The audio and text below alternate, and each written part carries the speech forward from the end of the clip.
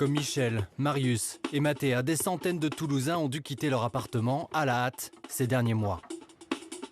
Partout en France, ces scènes se multiplient dans les vieux centres-villes. Et parfois, les habitants n'ont pas le temps d'évacuer, comme rue d'Aubagne à Marseille. Le 5 novembre 2018, à 9 h du matin, 2 immeubles s'effondrent, un seul est occupé. 8 personnes périssent sous les décombres.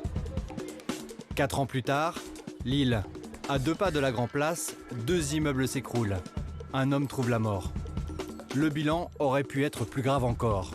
Une dizaine d'habitants avaient été évacués dans la nuit.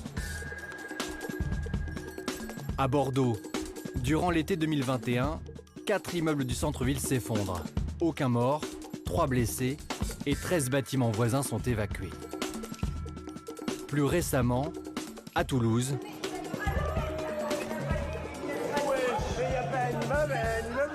dans la nuit du 8 au 9 mars 2024, en plein centre, à 300 mètres de la place du Capitole, un immeuble de 3 étages vient de s'effondrer. C'est le début du week-end, les bars commencent à se vider. Par chance, il n'y a pas de victimes.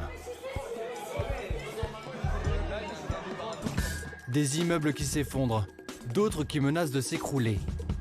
Du nord au sud du pays, d'est en ouest, aucune région n'est épargnée. Le patrimoine immobilier français est-il en train de se disloquer, de tomber en ruine? À Toulouse, les signalements ont été multipliés par 3 en un an.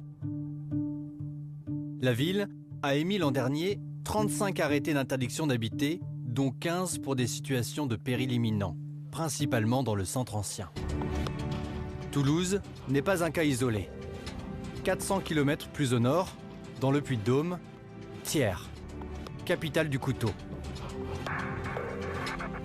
Des maisons à pans de bois du XVe siècle, de petites ruelles, la cité médiévale offrirait presque un décor pittoresque idéal.